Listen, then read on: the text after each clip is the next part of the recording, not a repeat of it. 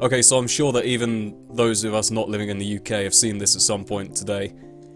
The UK has officially left the European Union following a vote yesterday, so-called Brexit, Britain exit from the EU. And it was a fairly narrow win, but a lot of people are surprised. I remember looking at the bookies online and seeing actually there were very good odds. Like, if you bet on Britain leaving, you would win a good amount of money. It was something like 6-1 or something. So it was not expected, even by the bookies, which normally are actually pretty good on these sort of things. And I'm surprised. I personally voted to remain. I looked at the economic arguments and thought, well, there are arguments on both sides. Like, I was sort of undecided. I looked at it yesterday, before I cast my vote, and thought, I don't really have a strong preference either way. And then, in the end, I settled for remain because I thought, well, actually, looking at it, the economic arguments make sense to stay there. We have better access to the common EU market. It is a means for Britain to export its goods around the world. I mean, it doesn't mean we can't do still, but it does facilitate it being a lot easier. In a way, I sort of benefit from us leaving because, number one, part of my income comes from dollars, and given that the pound's fallen by about 10% just after the announcement that we're leaving, you know, that's good for me in a sense. And furthermore, the fact that we are leaving is going to mean that the housing market is going to crash to a certain extent. Emigration, a lot of people are emigrating out, and of course it's going to curb immigration to a certain extent when we're not in the common market of free movement of labour and people. So, end result is, chances are, anyone who's already got a mortgage is going to be a little bit fucked. Partially because your housing value is going to go down, also because interest rates are going to go up to help sort of mitigate the loss of value of the pound compared to the dollar, the euro, whatever. So, in a way, not being a homeowner myself, I'm renting, and also being paid partially in dollars, I actually benefit to a certain extent, so I'm not too upset about it, even though I did vote remain. I think the reason a lot of people were upset is because the voter turnout was only about 70%, 72 or something.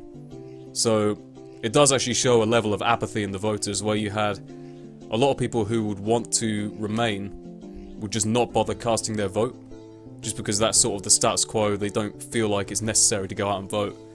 Maybe they thought it was an easy win, I don't know. But the fact that it was a very close vote means that actually those people who wanted to remain and didn't bother going out to vote are probably kicking themselves right now. And serves you right. That's what happens when you don't vote. Such is the nature of democracy.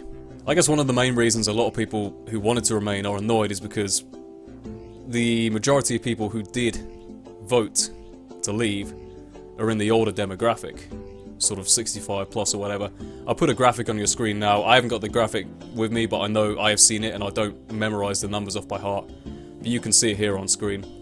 Essentially, younger people wanted to remain, older people wanted to leave, which sort of begs the question, is an old person's vote worth as much as a young person's vote?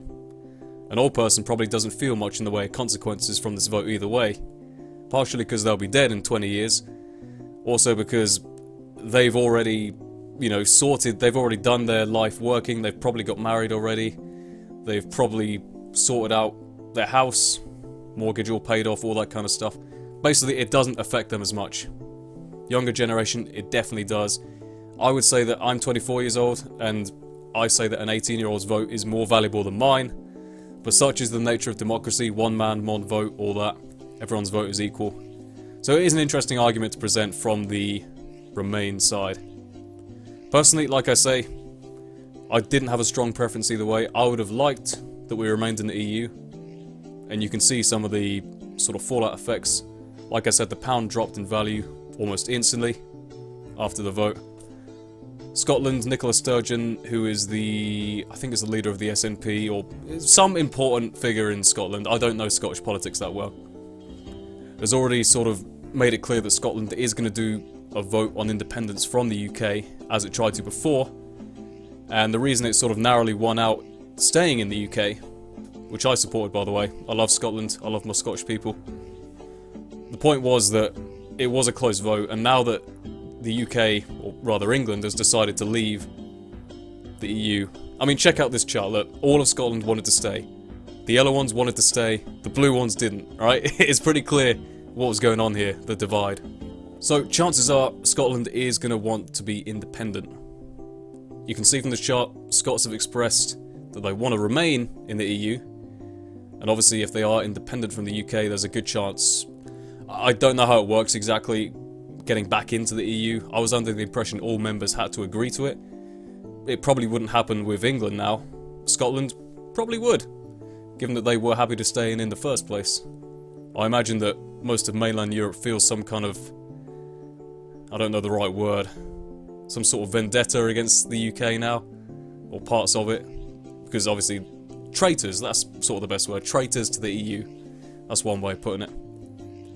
So Scotland is likely to break up from the UK, so we're going to be left with just the UK being Northern Ireland, Wales and England, and turns out Northern Ireland, or at least Republic of Ireland, are talking about reuniting with Northern Ireland, therefore leaving Northern Ireland out of the UK, so it's just England and Wales.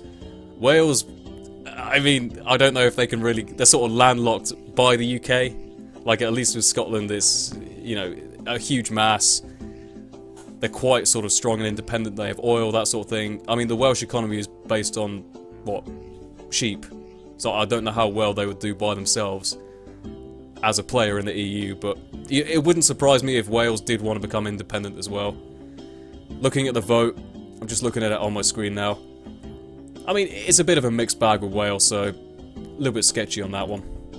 Point is, the UK is going to be broken down, and it's not good for us. Honestly, like, I feel like a lot of people who did vote to leave didn't really consider the economic sort of consequences in the future. They just sort of thought, well, I don't like brown people, and I know Turkey's coming into the EU, so I don't want any more of them coming in. Maybe I'm oversimplifying it. Either way, I'm relatively neutral, slightly towards the Remain side, but I would be interested to hear your guys' thoughts on the matter.